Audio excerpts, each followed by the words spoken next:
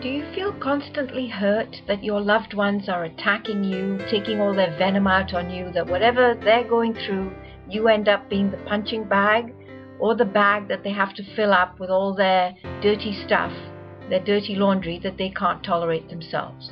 That must make you feel very bad and devalued and not important. So sometimes when you're in that place of feeling powerless and helpless or totally insignificant, it can make you feel very angry and upset.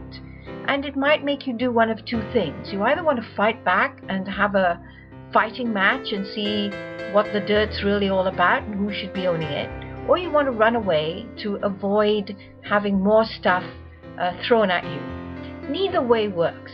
The fighting creates more tension and draws the two of you further and further apart, and running away just makes the next episode even more frightening when it comes. So here's a tip on what might be happening for you that you can manage yourself very well. You know, when we are listening to our loved ones' anger and venting and what feels like attacks and so on, our biggest fear is that in that moment we don't exist for that person, that they're so preoccupied with their feeling that they don't even know we're human. They just use us as empty bags to fill up with all their dirt, or as witnesses or something or other, but we're not valuable, we're not important, we don't have feelings in that moment. So sometimes we take it just to feel like we matter to them. But we pay a big price. If we didn't do that, we'd feel like we didn't exist at all, and then that would be even worse. So we kind of make a compromise and say that I'll take the bad stuff just to feel connected rather than not connected at all. So I'm going to give you a really good tip on how to feel connected without having to feel that you have to take on all your loved ones' disturbing emotions and whether it relates to you or not. Think of yourself as going on that journey with them. You've probably had times when you have felt angry and upset and you want to vent. So put yourself in that place. Don't think of yourself as an empty bag. Don't think of yourself as a punching bag. Think of yourself as someone who is sharing that moment of distress.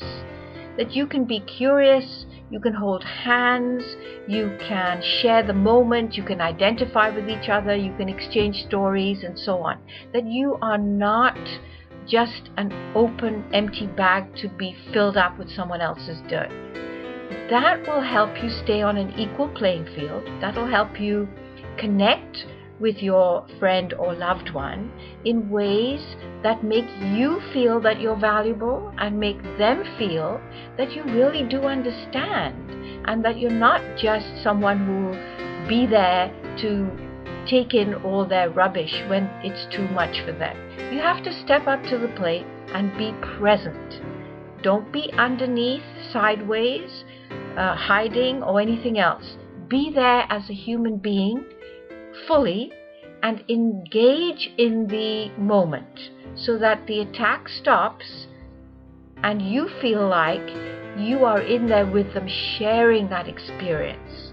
So it's not one person against another, it's not master and slave, it's about two people sharing a difficult moment for one person by using shared and joint experiences.